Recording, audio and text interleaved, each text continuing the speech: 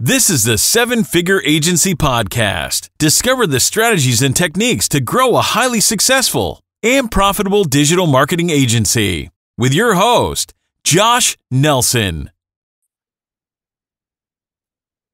All right, hello and welcome. So excited for you guys. So excited that you've taken the time out of your day to be on today's session. We're going to be talking all about niche selection. And I'm sure if you've been running your digital marketing agency for any period of time, you've heard again and again and again, you got to be in a niche. You got to figure out what your niche is. And sometimes we hear that information and either we tried it at one point, we're like, yeah, I know I should do that, but I just don't know what, right? And you just kind of wind up in analysis paralysis. So there's so many options, you don't know what to choose. And so it can be a challenge to get that going. I hear some noise going on as people are coming in. I don't know if one of you guys on the team could find the mute everybody option. If there's a setting to make sure everybody's muted as they come in, and then we can unmute people as we go. So either you can wind up with analysis paralysis, where it's like, I know I should choose a niche, but I just can't figure out which one. Or maybe sometimes you choose a niche, but you don't really fully commit to it. And you're always in the back of your mind like, I don't know, is that really the right niche? Am I going the right direction? Let me know in the comments here where you're at in your agency. Like, are you niche focused right now? Type niche in all caps. And type not in all caps if you haven't chosen it yet. I would imagine since you're on today's niche selection workshop, you haven't chosen the niche yet, and you've got some work to do on this front, and that's why you're here, right? If you got the niche, this probably isn't going to be the best use of your time. Okay, Alexandria is here. She's got her niche. The rest of you guys not. It's okay to hang out, right? And maybe you'll get some new distinctions and some new thought process around this. But really, this is going to be almost exclusively about helping you choose that right niche, giving you confidence. My goal would be by the end of today's session, you've got your niche picked, right? And you're no longer thinking about it. You're no longer analyzing it, and you can go to the next level, right? Level one is let's choose the niche. Level two is let's put together our marketing strategy and our program packaging to go land clients and to go grow our agencies. So that's what we're doing today. Not a lot of talk, but a lot of action, a lot of work. Type workshop if you're okay if we make this workshop mode and you guys have some time to think, you have some time to process, you have some time to decide. Just type workshop in the comments for me. All right, I've seen workshop come in. Fantastic. Matt says workshop, let's go. Very, very good. Okay. Esteban said, I'd love to have you guys rename yourself. So your first name, your last name, and your company name, you can toggle, like put your mouse over your name as it's listed in the participants box, and you can rename it there.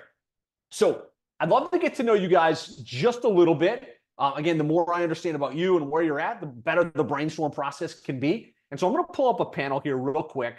And this panel will help us get some feedback from you. So I asked you guys, niche focused or generalist. So generalist means right now you're working with anybody. Could be the roofer, could be the chiropractor, could be e-commerce, could be whatever, right? Either you're generalist or you're niche focused.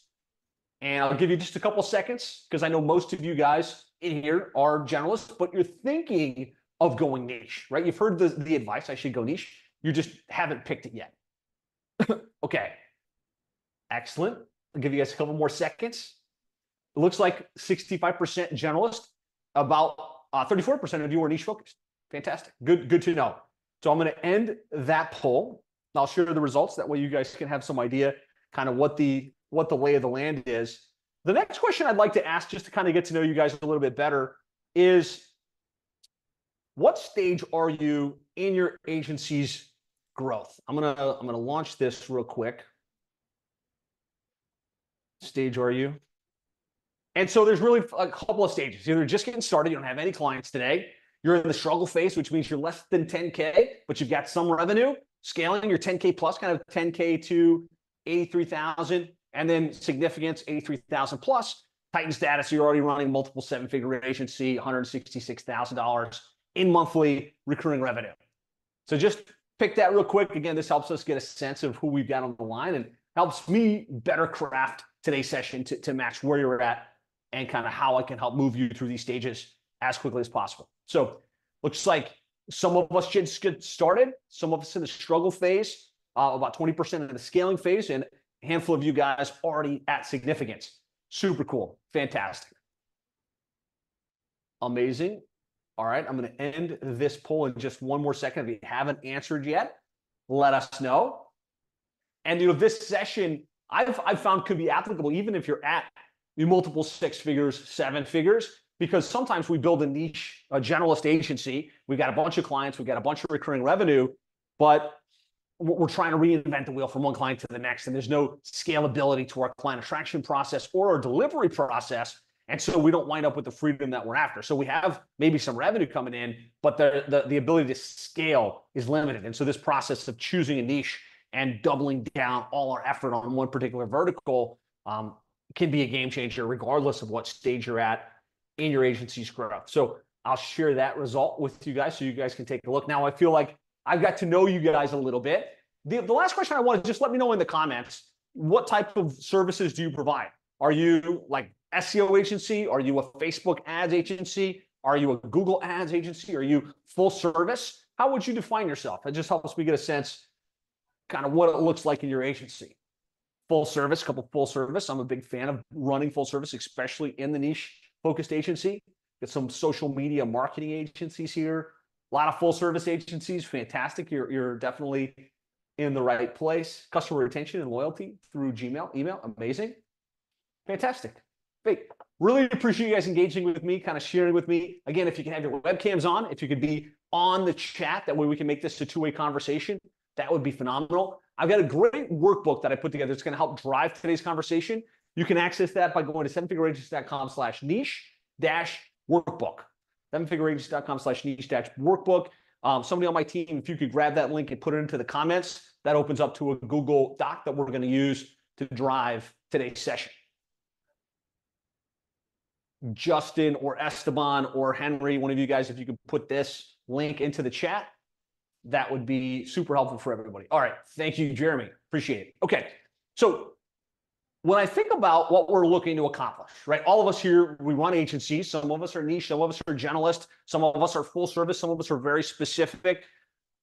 I think at the end of the day, we're all after the same objective, right? The same objective, which is we want to build an agency that provides three things. It provides the money we need to pay the bills, to live a great lifestyle, to have the luxuries that we want. We also want freedom, right? Which is the ability to do what we want to do when we want to do it, to work on our own terms, to be able to not just have money, but the ability to spend the time with the family, with our friends, taking the travels, enjoying the experiences. And we also want to have an impact, right? We want to know that what we're doing, is not a cash grab, but we're really after impacting our clients, impacting the team that we hire, and knowing that we're making a difference in the community and in the client base that we serve. If you had to think about you specifically, what's the main thing for you in your agency right now? Is it the money? Like sometimes if we're in a startup and struggle, it's just the money, right? I need the money to pay the bills. For others, it's more about the freedom, right? So I've got the money coming in, but I really want to make sure I balance that with freedom. Others, it's impact. Let me know in the comments, what's one for you, or would you say all of it, right? So let's just take all of it if you're after all of it. All right, Melody's all, Kara's all. All right, you got some of the early ones were like, I didn't know all was an option, so that's the only reason I put one or the other. Right? We all want more money, more freedom, and a bigger impact. And so in order to bring that into reality, Mario, I love what you wrote here, freedom, impacting God's kingdom, and the baby. So good. Love that. In order to bring that into reality, right, we have to have processes to land clients and have clients coming in and month out on retainer-based services. We have to deliver world-class results in a scalable way. We have to retain our clients long-term by creating a great experience, by reporting the right things, by seeding the vision, keeping them engaged. And then we have to scale, right? We have to put the systems, the procedures, the team in place so we're not doing it all ourselves. And as I've unpacked this model and worked with a lot of different agencies on how to do that, how to bring that into reality, we boiled down on this thing called the seven-figure agency model. And really that model that we found worked best for me and my agency and hundreds of agencies that we've worked with is we're going to target one specific niche. We're only going to sell a monthly recurring revenue service. So a program that they pay every single month for, no project work, no one-off projects. We're going to make sure everybody's paying us monthly recurring fees, no partial payments, and the minimum needs to be at least $1,000 per month. Ideally more like $2,000 to $2,500 per month. And this model started with me and my agency, Click Incorporated. And I'm not going to tell you a long story about this. I want to keep it brief so we can get right into the niche selection process. But started my first agency back in 2004. It was called Develicom. It was a website hosting company, and it was serving a general market, the local Miami-Dade market. I was going to build websites and SEO, and I was cold calling. I was sitting in B&I meetings. I was chasing my tail for about 2 years, and that business failed. Like, I was able to sell websites, but I was selling the wrong thing in the wrong way and had literally no momentum. Could have paid myself more if I worked at Starbucks or Burger King or something along those lines. So that was my first agency experience. And it was painful. It was brutal. I had to shut it down. I borrowed money from my dad that I wasn't able to return. It was super painful. Fast forward, worked at Reach Local and a couple different companies for a few years, discovered what the right model was. And back in 2011, started my new agency, Click Incorporated, which became Plumbing and HVAC SEO. We grew to 7 figures in 2 years, made the Inc. 5000 list 3 years in a row. Today, the company's doing over $500,000 a month of recurring revenue, well over $5 million per year, and growing. And there was a lot of things we put in place, a lot of decisions that we made. But if I had to anchor in on like one key decision that made the biggest difference, it was deciding to be in a niche, right? It was literally, rather than trying to work with everybody in Miami-Dade, I'm going to work with plumbing companies, right? And then putting the marketing in place, putting the program in place, developing the positioning, putting the team in place so that that business could continue to grow and can continue to scale. And so that was my experience. That's when I launched 7-figure agency. Hey, like, let's show other agencies how to do this, how to choose the niche, how to position themselves, how to accelerate the growth of their agencies. And today we've got over 128 agencies that have gone to 7 figures following this model. Just a couple of the names you might recognize or might know. Jim Aline from Roofer Marketers works with roofing companies, chose the niche, positioned himself, bam. Now he's doing over 250,000. Actually, last I checked, it was $500,000 a month of recurring revenue. They sold that agency to Job Nimbus. And not only did he build the agency, he built the massive asset that they were able to sell and exit from. Austin Hauser has grown from startup to over $92,000 per month, serving painting contractors, base coat marketing. Chris Rodriguez works with dojos and the martial arts studios. She's grown to over $250,000 a month for recurring revenue. Jen and Kelsey Outrun, they work with auto repair shops. Now they're doing multiple 7 figures. Tony Ricketts works with landscape companies and has grown to over $250,000 a month of recurring revenue. And I could go on and on and on, but I just want, before we get into this, I want you to feel confident that this model that I'm talking about here works, right? It's just 5 bullets, but if you'll commit to that and you'll really go down that track, you'll simplify your business. You'll take all of the complexity out of it so that you can focus on the things that are going to move you forward in your agency. So just give me a yes in the comments if that makes sense. This is the model that we're thinking about. This is the model that we're focused on. And if all you did from today's session was say, okay, I'm going to make some adjustments to the way I run this business, you can absolutely accelerate the growth of your agency. All right, I'm seeing lots of yeses. Fantastic. Cool. So let's talk about niche. Like, why niche? And I'm not going to go super long on this because I want to start to get into the research and decision process with you. But a couple of reasons why niching is so powerful. Number one is everybody wants to deal with the expert in their type of business, right? The roofer wants to deal with an agency that has experience in roofing, that understands the niche, that understands the keywords, that understands the directories, that understands how things work, right? And so in my first agency, when I was selling general services, I would sit in B&I and I would get referred to a dentist, right? And I would get referred to a roofer. I would get referred to a plumber. And I would do my meeting with the dentist. Hey, look, I do internet marketing. I can build you a great website. I can do all this stuff for you. Inevitably, what question would that dentist ask 10, 15 minutes into the meeting, assuming they were kind enough to even give me the meeting? Let me know in the comments. It's always a delay. What do you think the dentist would ask in that meeting? What other dentists? That's right, Devin. Who else do you work with that's a dentist, right? And I'd have to be like, I don't have any other dentist clients, but I got some other clients that really love me and think that I'm great, because everybody wants to deal with an expert in their type of business. Number two, it becomes so much easier to sell, right? Because let's just say in that example, I'd already decided I was going to focus on dentistry, and I've already got 3, 4, 5, 10 clients in dental. When I go into that dental meeting, I'm not just hypothetically talking about what we could do and how we can generate results for them. I could say, well, hey, I work with this dentist in this market, and this is what we did with their website, and this is where they're ranking today, and this is how many leads they get per month. And if you'd like, I can put you in touch with the dentist or the dental office manager, and you guys can have a chat to validate that we know what we're doing. When you've got the social proof, when you've got the case studies and examples, when you've got the expertise in the industry, your sales ratios are so much higher because you've got proof, like you validated what you're doing. Give me a one in the comments if that makes sense, right? This is going to make closing clients easier. Number three, and probably even more important as you scale, the reason niching is so important is because you can systematize your fulfillment, right? What I found, even in my generalist agency, I had some dentists, I had some roofers, I had some chiropractors, right? I kind of landed clients in these various verticals. But because I was moving from one niche to the next, I had to reinvent the wheel. Okay, like what are the keywords? How do I structure the website? What are the relevant directories? And I couldn't have ever systematized that in advance. Like I have to think about it and manually figure it out and manually do the research. And so there was no way I could have a scalable operation jumping from one niche to the next. When we decided to focus on plumbing, and we got one plumbing client, we know, okay, like here's how we do this.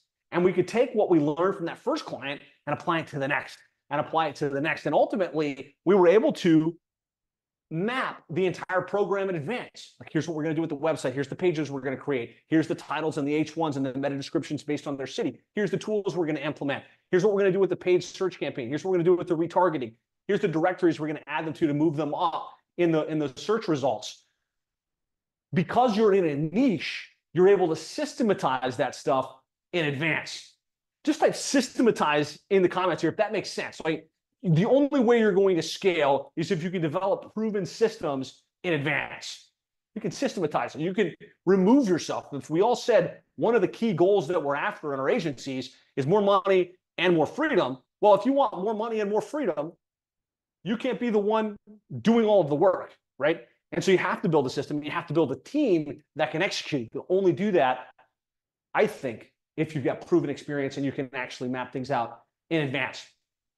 Number four is that you can become unreasonably good at delivering results in that particular industry. Like I said, because we can map it in advance and because we can take our experience from one client and apply it to the next and apply it to the next. Over time, you've got more experience, you've got more data, you've got more split test information. Inevitably, you're going to get better at delivering the results for the client, right? At the end of the day, if we want to have an impact, if we want to know that we're not just taking money from people and like kind of churning through the cash, if we want to have an impact, we have to be extremely good, right?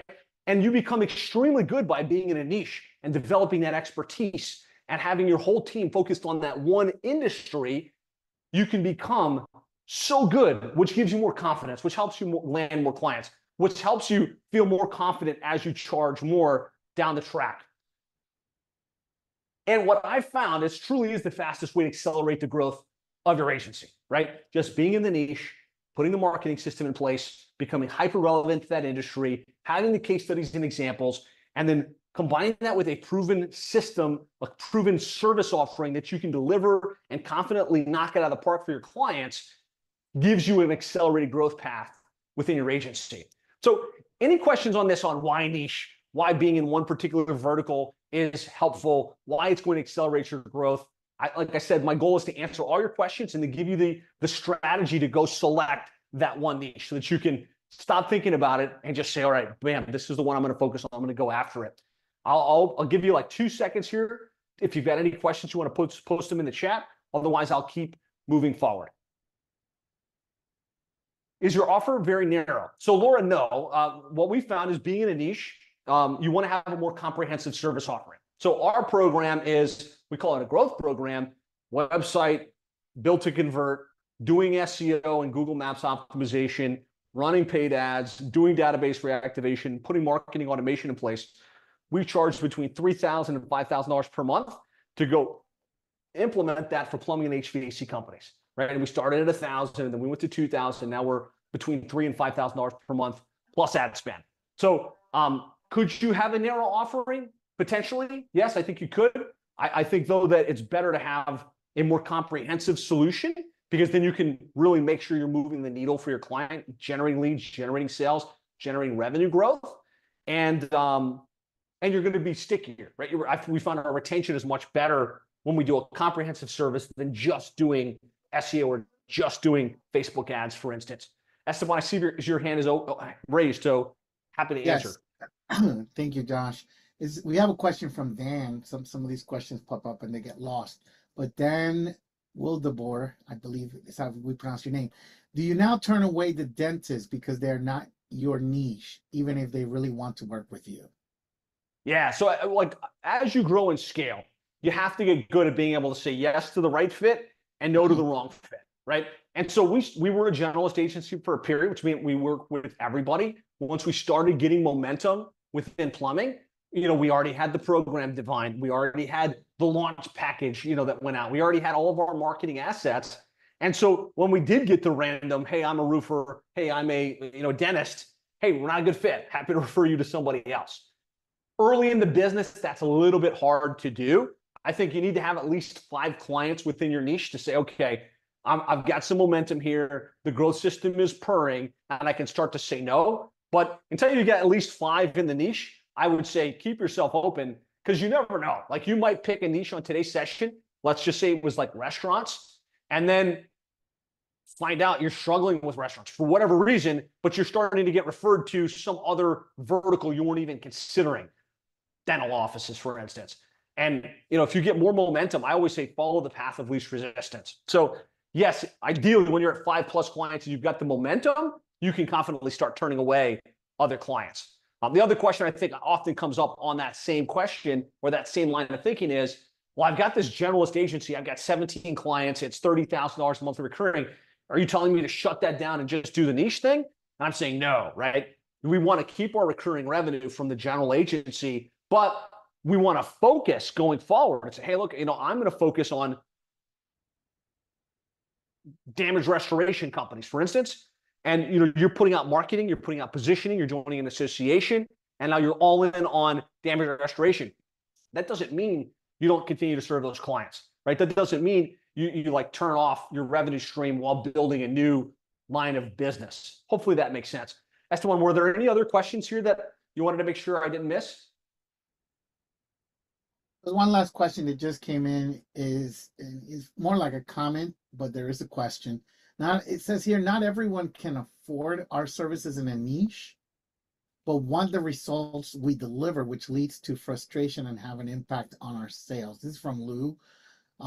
Since 2024, having different niches improve consistent revenue for our business and give flexibility. What are your thoughts on that, Josh?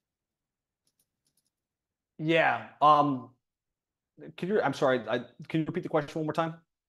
Yeah, the question is it useful to have or target multiple niches? No, I was kind of trying to make sure I understood the question. I think initially the question was, I'll read it again. Not everyone can afford our services in a niche. They can't afford it, right? So we work with plumbing and HVAC companies, right? And if you look at the entire sphere of plumbing and HVAC companies, there's like 150,000 plumbing and HVAC companies. If I was dealing with the one-man plumbing company, which is the lion's share of plumbing companies that exist, I would think they can't afford $3,000 per month, right? There's just not enough of them that can afford to spend that. And so, like, I need to make my program cheaper. The reality is, in any niche, right? Plumbing, roofing, dentists, chiropractors, there's the bottom end of the market and there's the top end of the market. And you want to focus your attention on the higher end of the market, like the top 20% of companies. In plumbing, for instance, our target does at least $1 million per year, which takes it from 125,000 plumbing companies down to like 25,000. They're doing over $1 million per year, but that's more than enough plumbing companies that we focus on that built us a $5 million and growing digital marketing agency. So you do want to make sure they can afford to spend, right? And we're going to talk about that in a minute. But in almost all verticals, there's a low end and a high end. Like, if you're focused on the high end, they can afford these types of services. let me know if that answered the question. Okay, I see two other questions I'm going to answer, and then we'll make sure we come back to answer any questions you guys have. How can you get 5 clients in one niche without having issues giving them all service equally? The way we built plumbing and HVAC SEO out of the gates was we were only going to work with one company in each market, right? So we're national, right? We got plumbing and HVAC companies all over the country, but we initially was like, we're going to work with one in Miami, one in Tampa, one in West Palm Beach, and that's kind of how we grew. And that addresses the issue of conflict of interest. How can I work with multiple companies in one market? If your goal is to build to like $1 to $5 million, that's absolutely a good way to run the business. It makes you more compelling. It's like it might feel more congruent with you from an integrity perspective. If your goal is to go to like 8 figures, you might not want to put that restriction on yourself, right? And so there's been a lot of companies in this program, like Jim Molina, who I mentioned in roofing, Tony Ricketts in landscaping. They just strategically decided we're not going to lock ourselves into exclusivity, right? And so they do work with multiple clients in each market. They've got a great answer to that question around, hey, listen, if I'm working with your competitor right in this area, and I understand what the keywords are, I understand what the demographics are, that gives us a competitive advantage where the 2 of you can dominate this local market, or the 3 of you can dominate this local market. And it actually turned into an accelerant for them. So we can go either way, but don't let that be a reason like, oh, no, I can't grow this thing because there's only 175 distinct markets, let's just say, that I could potentially work with. Could you comment on factoring an ad spend in the management fee? Zach, I don't recommend including management fee into your program. So if you're charging $3,000 per month plus ad spend, that ad spend would be charged directly to Facebook, or be charged directly to Google. That way you're not commingling funds. You eliminate a lot of the risk. And it's also just a lot cleaner for you to know how much revenue you've actually got coming in for management fees versus what's coming in for other things. How do you find the list of plumbing companies grossing over $1 million? Great question, Derek.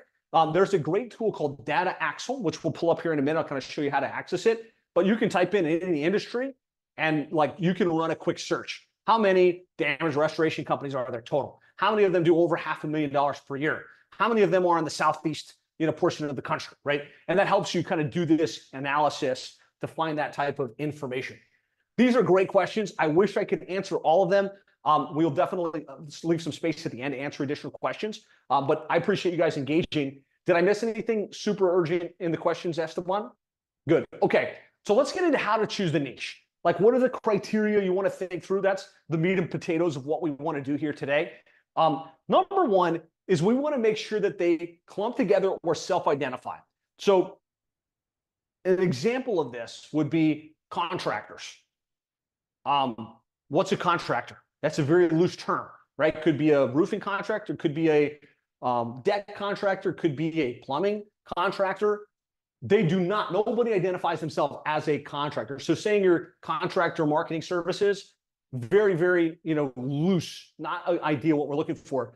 Whereas plumbing companies, chiropractors, roofers, they self-identify as that particular thing. So make sure that you don't have a broad niche. The whole purpose of this is to be able to speak to a very specific market, to identify that market on a system like Data Axle, know how many there are, know how to get their contact details, know how to target them on social media so that you can advertise to them effectively. So question number one is, do they self-identify?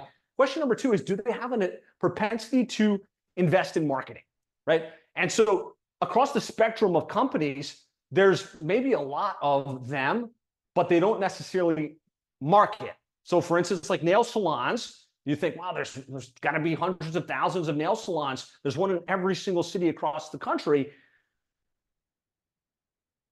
But do they advertise? Do they spend money on Google Ads, on websites, on SEO? Or back in the day, were they investing in the yellow pages? And I would say for the most part, they don't, right? Whereas home services like plumbing and garage door repair, roofing contractors, the bigger companies grew through marketing. They have a propensity to advertise. And so you want to make sure whatever vertical you're focused on has proven that they spend. It's much harder to convince somebody, hey, you should spend $3,000 a month in marketing. And they're like, well, I've never spent any money. I refer business is how I've grown my business. if that's what your prospects are telling you, the industry may not have a propensity to advertise. Much easier to get to that plumbing company who's already spending $10,000 a month in marketing and say, hey, look, let me show you how we can get your website ranked better, how we can help it convert better, how we can leverage automation to convert more of your leads. If they're already spending the money, you can enter the stream of money that's already being spent and get them better results. Focus on that. Focus on making sure they have a propensity to advertise, a propensity to invest. You want to make sure there's enough of them. I think there was a question here. There's only 500 in my niche. I think you could probably win in that niche if you've already got a foot in the door, if you've already got the data. But I'd like to say we're looking for at least 10,000 companies in the industry, ideally, for it to be a large enough niche that you can join an association, that you can really get the list, that you can go deep with. There's exceptions to every rule. I've seen some companies do amazing work in very narrow niches. So don't make this the number one thing, but I would want to use what used to be called InfoUSA, well, Data Axle, and make sure there's at least 10,000 of them that are in the industry. That way you're playing in a niche that's large enough that you could get a 5-10% market share and have a pretty significant sized business. So are there enough of them? Is there an industry association? This is really important.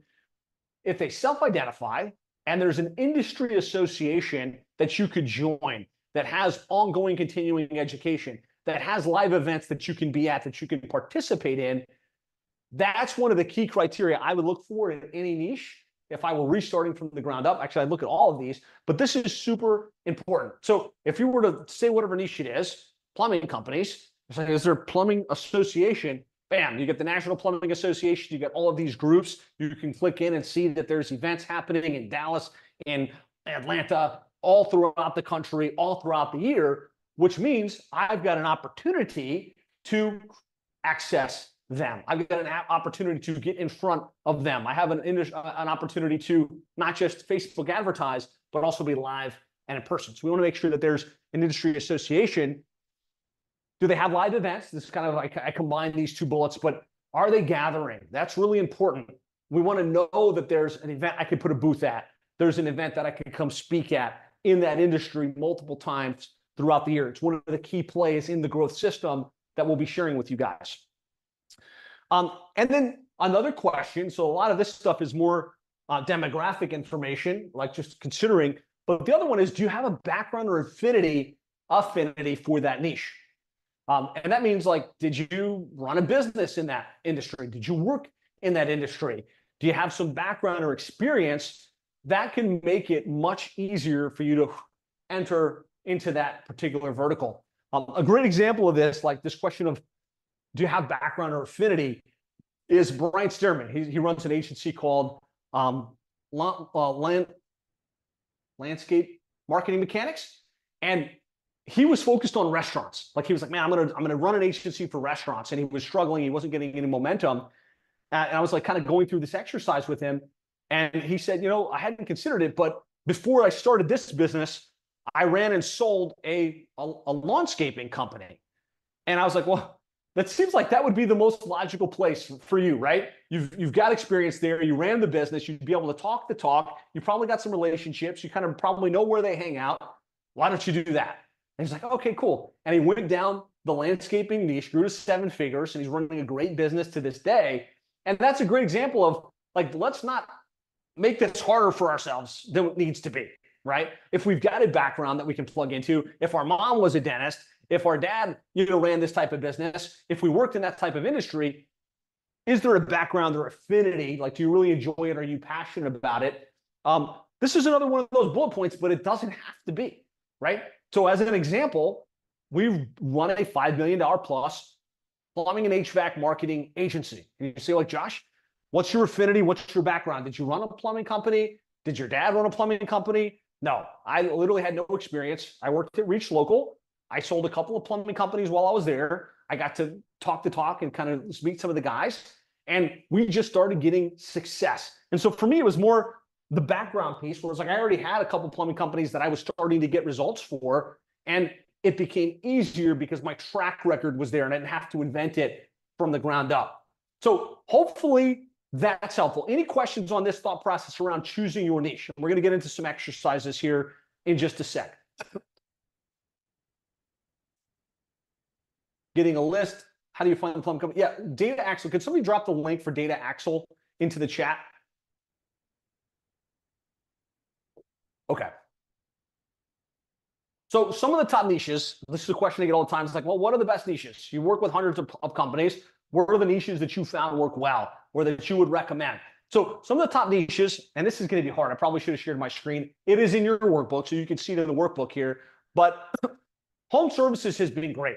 Historically, when I worked at Reach Local, that was one of the top performing verticals. Now working with 128 of the top fastest growing agencies in the country, I would probably say it's probably 50 or 60% of them are in home services.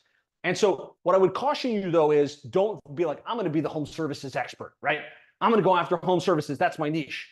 Home services isn't a niche. Way too broad. You cannot self-identify. You wouldn't look relevant or interesting to anybody. Now, within home services, you've got kitchen remodeling, AC repair, plumbing, landscaping, roofing, electricians, pest control, locksmiths, painting contractors, flooring installation, decorative concrete, damage restoration, garage door installation repair. And I can tell you, I think in just about every one of those, we've got at least one or two agencies that are doing seven figures in those particular home services. So that's great opportunity, especially if you have some background, especially if you have some affinity. Then you've got all of the healthcare. And so when I say healthcare, please, don't think you're going to go into the general doctor's office and do marketing, right? Because if you've got a track to that, fantastic. But direct marketing to that industry, they don't have a propensity to advertise, right? Doctors' offices are through insurance. They're through referrals. Very few of them are like, hey, I can't wait to get my SEO and my paid search and drive new patient flow. So within healthcare, you've got dentists. They have a propensity to advertise. Dentists, orthodontists, dental implants, cosmetic surgery, chiropractors, cosmetic surgeons, weight loss centers, eye doctors. That a little bit tough on the eye doctor niche, I'll just say. Med spas, veterinarians, and fitness centers, personal trainers, all of these kind of fall into the health and fitness subcategory.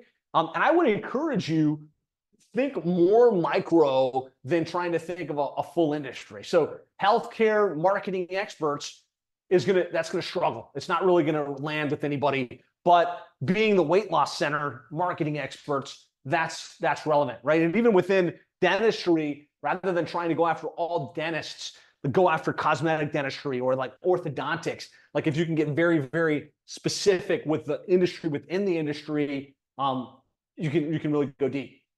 And again, this list is on your workbook, so I apologize if this is hard for you to see. Again, it's in the digital workbook. We just dropped the link. Automotive. So within automotive, I found success in auto repair and auto body. A couple of agencies doing really well within that space. And then you've got auto dealers, new and used car sales, a little bit harder. Like I found, you can do pretty well within used cars. Within the new dealer market, there's just some systems in play and the way that the dealer market works. Unless you've already got a track in auto sales, that's actually a really tough niche. So if you're going to go automotive, I would go more on the auto body and auto repair shops than trying to go specific after dealers. Legal, right? Law firms, bankruptcy, personal injury, divorce, criminal, traffic cases, traffic tickets, all very good. Again, if you're going to go legal, try and pick a sub vertical within that. And then business to business, right? And like your traditional business to business companies like printing companies, document imaging, sign companies, document management. You could probably go much deeper in terms of B2B. I would, however, say probably 90% of our member base kind of falls within home services, healthcare, automotive, and legal. Justin Simmons is on with us. Justin's our director of member success. Justin, any insights you want to share here on like the top niches that you're seeing from our member base and what's working best and where people are having the most success?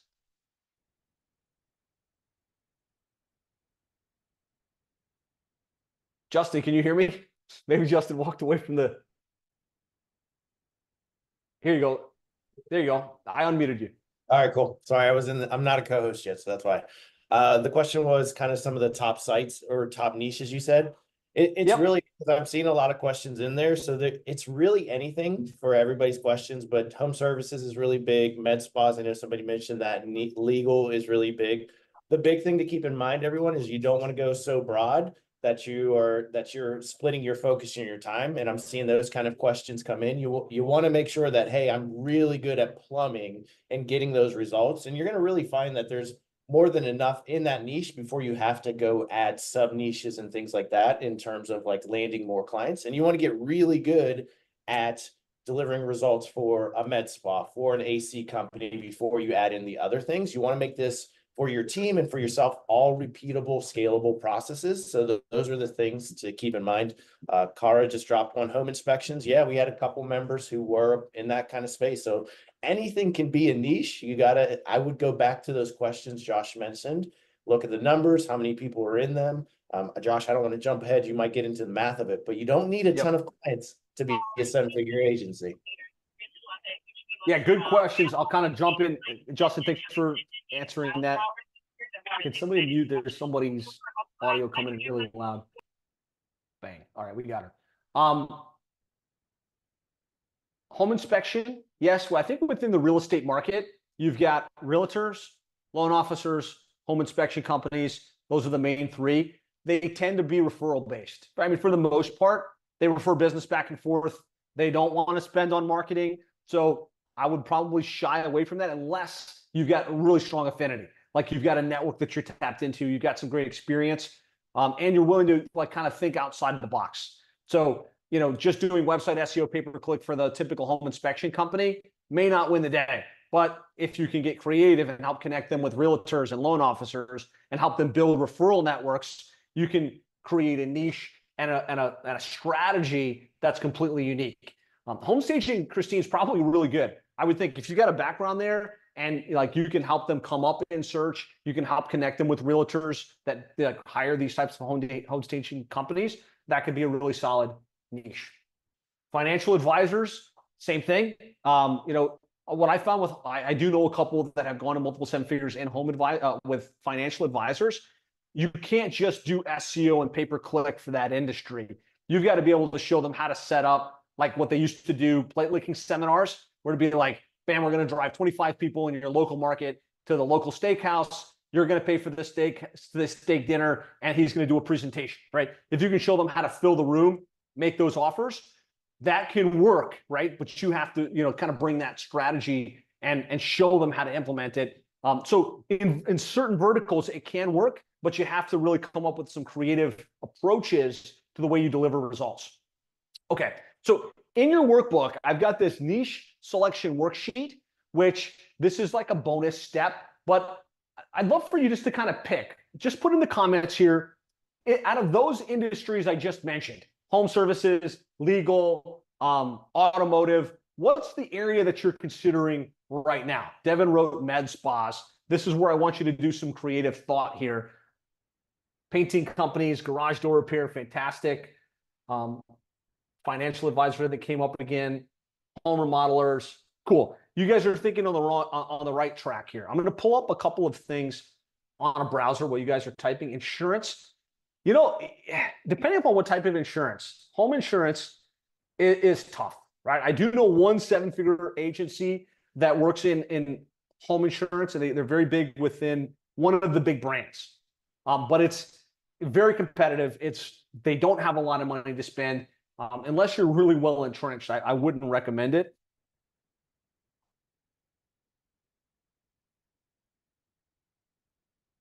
Okay, so I'm just going to show you guys this resource right here, which is Data Axle. So if you come into Data Axle and you type on lists, and then you go to business lists, and you go, let's get started, it'll ask you to set up an account. But once you set up an account, you can literally type in just about any industry you want, and it will give you counts. And you could say, what about insurance companies, right? Bam, and it'll list out, there's 10,000 or 100,000 or 1 million insurance companies. And you could say, what about the ones doing over $1 million per year? And it'll show you the numbers for that. That is dataaxleusa.com, which is the platform I would suggest you use to do some of this initial research outside of the, you know, the gut check. in terms of like, this is what I'm thinking, this is where I want to go within my niche selection process. So here's what I want you guys to do. Hopefully I'm sharing the right screen. You guys should be seeing the workbook now. Yes. Okay, cool. So we kind of talked through some of this key stuff. I kind of listed out the top niches that we're seeing success within. I've got this worksheet, which if you want to really feel thorough, feel free to pop this open. I'll open it up and just kind of show you how it works. This is for you if you're like a super, high research, you want to feel like you did some due diligence. You can pick any number of niches. Don't spend time on more than probably like 5 or 6, but you can go in here and say, okay, I'm thinking about chiropractic. I'm thinking about plastic surgeons. I'm thinking about med spas, whatever your niches are.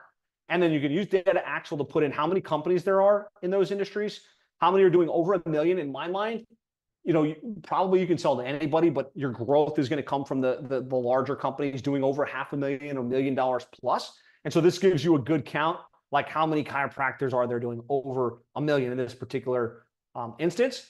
And then you can use the Google search tool to figure out, is that industry proactively looking for my services, right? Are they typing in chiropractic marketing and chiropractic SEO and chiropractic advertising, and put those search volume numbers next to it? This just helps you feel like, okay, there's enough of them, and some of the demographic research here, and then some of the tools you can use for this: keyword ideas, the keyword tool, SEMrush, the Google Keyword Planner. It gives you great data.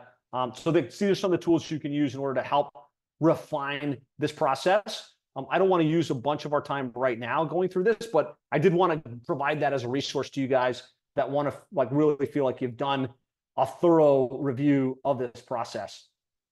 I'm trying to get back to my workbook. Hold on, let me stop sharing my screen. And then,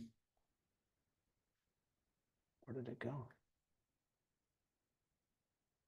I have another tab.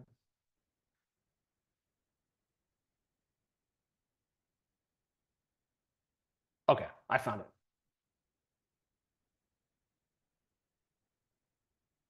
Okay, so that's that.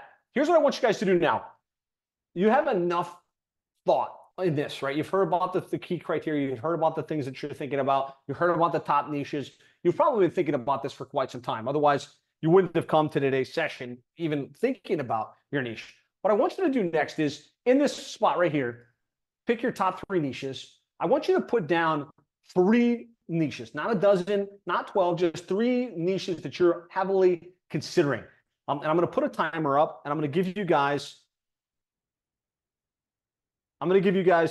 let's say 1 minute to put in your top 3. And I want you to copy and paste that into the comments once you've got it done.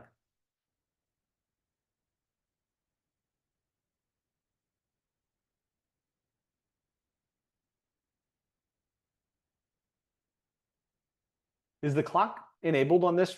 Maybe it's not. I don't see the clock as an option right now.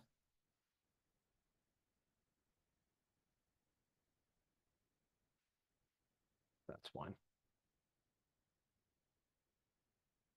This is where we're getting into workshop mode.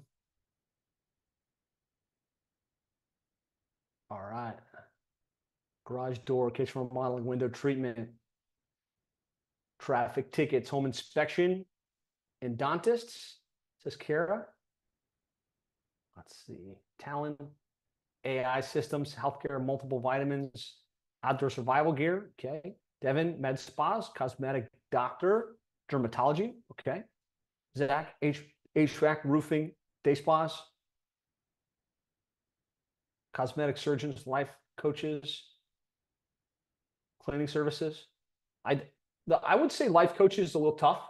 It's a little bit tough, but they just, in terms of them having the money that they need to advertise their services, and really getting a list of them, unless you're like in a network already, that's a little bit tough. So I would just caution against that. Home remodelers, roofers, home design contractors. Excellent. You guys are doing the work here, which is great.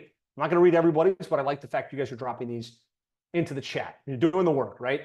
Our goal here is to shortlist and then decide, right? We're going to decide on a niche, and we're going to focus on that going forward. Okay. So if you've picked your 3, I want you guys to spend a couple of minutes now in the niche selection workbook, which is right below there. And I want you to describe the niche. And then I want you to think a little bit about the affinity side of the equation, which is if you had to talk with that industry all day, every day, if you had to create webinar content, if you had to go to their events and hang out, could you get up for that? Or do you feel like after a couple of weeks, after a couple of months, you'd be like, oh, I don't like these people, right? And unfortunately, like for me, if I had to work with attorneys all day, I don't know that my affinity would match up with that industry, right? And so for all of us, a little bit different. And when we think about the affinity side of the equation, do you like the industry? Do you have a background in the industry? Like, do you have a story that like resonates with why you're selling, why you're working in this particular niche?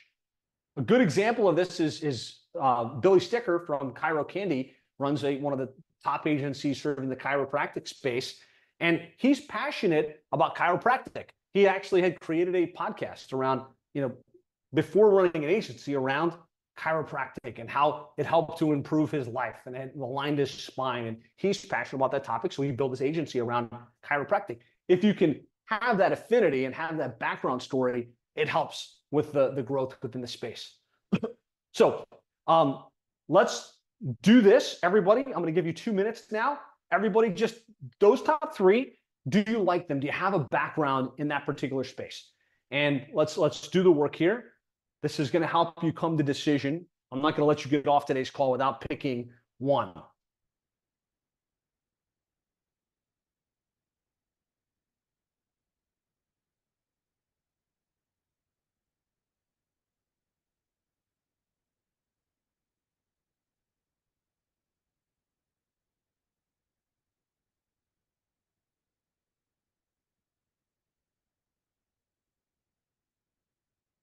I don't want to spend 5 minutes.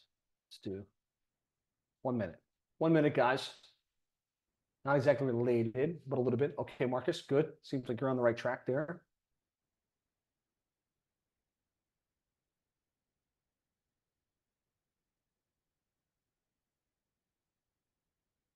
Justin Little's on my team. If you could research how to get the timer to be accessible for the next session, that'd be great.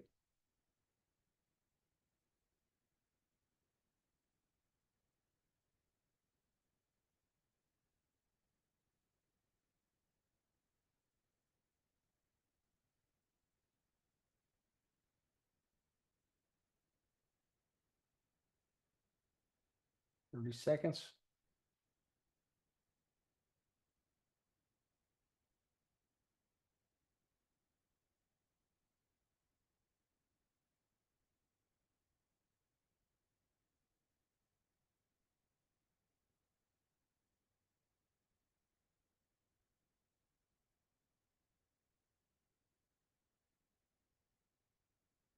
Okay.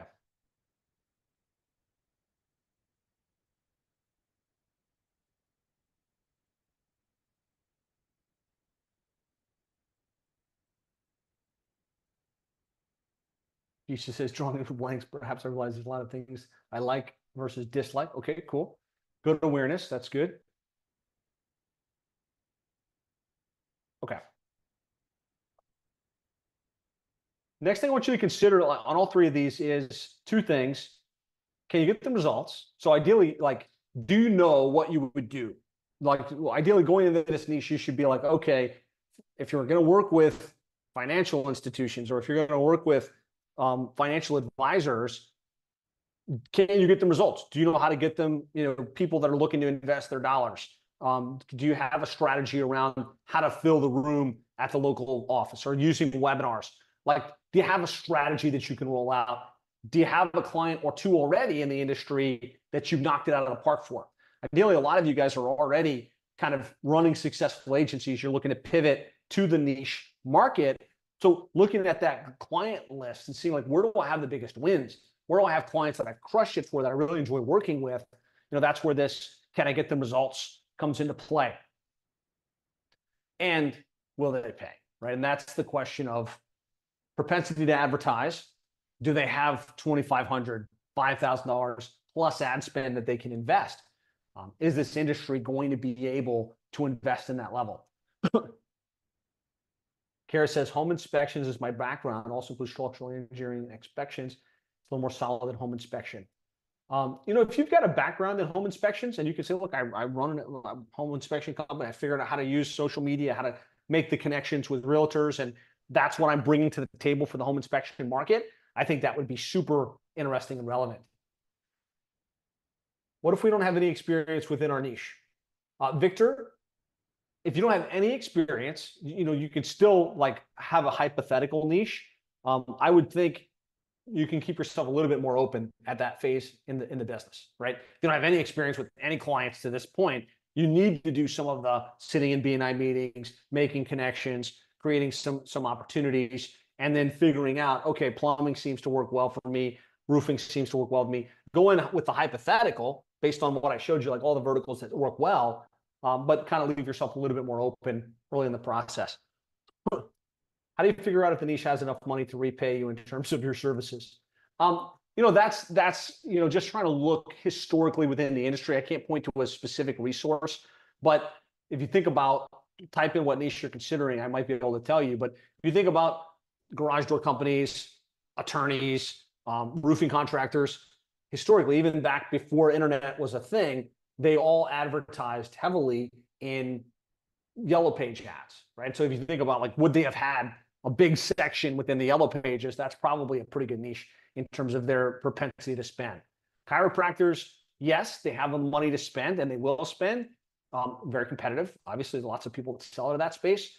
Individual doctors, not so much. Like a regular general doctor, general practitioner, typically they are all insurance-based, referral-based, and location-based, and they don't want to spend the money on that stuff. What are the niches too competitive, still worth going after? Almost every niche is going to be competitive at this point, right? Within plumbing, there's dozens and dozens of companies going after that particular industry. I think the fact that it is competitive tells you that it's a good niche. They have money to spend, and there's people making money in that particular space. You'll have to be more innovative with your offering and your marketing than if you enter a blue ocean niche where there's nobody already kind of positioned as the go-to expert. But I wouldn't shy away from a niche just because of that. Okay, yeah, Richard said if they have billboards and wrapped vehicles, that's probably a pretty good indication that they have money to invest. Okay, so what I want you guys to do, and now that we've picked 3, out of all of those, kind of thinking through, do they have the money? Do they have the results? What's my background? I want you all to pick 2, right? So just narrow down 2, kind of highlight it within your workbook here. Let's just say it was this one, and I'm going to highlight it in red, and this one, I'm going to highlight it in red, and these are my 2 niches. Type 2 in the comments if you can narrow this down to 2. Right? Let's get down to our 2. These are the 2 that I'm really, really leaning towards right now. All right, we got our 2s. Dos, says Mario. Oh, fantastic. Okay, we've got our 2s. Here's what I want you guys to do next. And I want you to bear with me because you came on to today's session and you're here and you've plugged in and you've kind of gone through the process and you've kind of thought this stuff through. I want you guys all to find a coin. I want you to find a coin somewhere in the office. Find a coin. Ideally, you've got something you can flip. If you don't have a coin, you could take an old credit card and just get clear on what's up and what's down. Everybody, get a coin, hold it up for me. We're gonna make a decision right now out of those 2. Type coin in the comment if you've got your coin or you've got the thing that you're going to flip. I want everybody to do this. Nobody gets off the hook. All right, coin, LOL. Yes, coin. Okay, we've got a coin. Here's what I want you to do next. And I want you to do this with me because I don't want you to jump ahead. I want you to decide which niche is heads and which niche is tails. Right? So if I was thinking about plumbing or auto repair shops, upside would be plumbers, downside would be auto repair shops, right? Just get clear in your mind which one is which. Don't use the flip a coin app, guys, because there's a process here that I'm trying to bring into light here. We're going to try and do something. All right, we've all got something we're going to flip. We've all decided which one is niche 1 and which one is niche 2, right? what I want you to do, hold it up for me. Matt, I see you there. John. Okay, cool. Carlos, okay. What I want you to do is we're going to flip it, but I don't want you to look. I want you to flip it up, catch it like this, just put it on your hand, but don't look, right? So at the count of 5, we're all going to flip it. We know which one is niche 1, which one is niche 2. We're going to put it down, and we're not going to look, right? All right. On the count of 5. 1, 2, 3, 4, 5. Flip it. Don't look. Don't look. Everybody's got it? They're not looking at it, though? All right, here's what I want you to do. As the coin or the credit card went up, there was one that in the back of your mind, you're like, man, I hope it's that one. I hope it's auto repair. I hope it's plumbing. We're not going to leave this to chance. Whichever one it was in the back of your head, you're like, you know what? I hope it's that one. That's the one I want you to focus on. That's your niche. Hopefully that worked for everybody.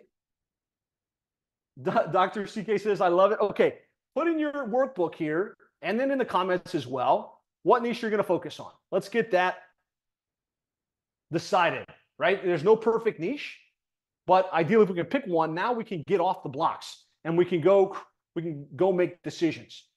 All right, I see some coming in. Fantastics. Devin's Med Spas, Richard's HVAC, Jazzy is garage door, Dan is home remodeling, Carlos is plumbing. Love, flip to my favorite side. Yes. Churches. How do we get access to the work? Hopefully someone dropped that in for him. HVAC and roofing, legal, plumbing and HVAC, independent schools. Fantastic. Great work, guys. You made a decision, right? And that's the first step, right? We got to decide what niche we want to focus on so that we can build our program, so that we can put our marketing in place, so that we can build that 7-figure or multiple 7-figure agency that we're looking to build, that we're looking to develop. Any questions here? Kind of like in looming, you know what? I still am unsure. I still have some question. Happy to answer those for you guys. Give me a pound sign in the comments if you feel good with the decision that you've made. You're like, all right, I've got a niche, and now I'm ready to hit the ground running. All right, I got some pounds. I got a fist bump. Fantastic. Good work, everybody. Well done. So that was it. Like, that's what we wanted to do today. We wanted to make sure we kind of helped you think through the niche selection process. We helped you decide on what niche was going to be the right niche for you. This is really just like step 1 of our process for building a multiple 7-figure agency over the next 12 to 24 months, right? Whether you're starting from a zero start or whether you've got a 7-figure agency, you're looking to pivot into a niche agency. This is step 1 right here. We want to choose our model. Like, we got to choose the niche. We've got to decide what our program is going to look like. We've got to make some decisions so that we can go out and build our strategy to land clients on retainer month in and month out, so that we can build the team and systematize, and so that we can put systems in place to retain those clients at the highest level possible.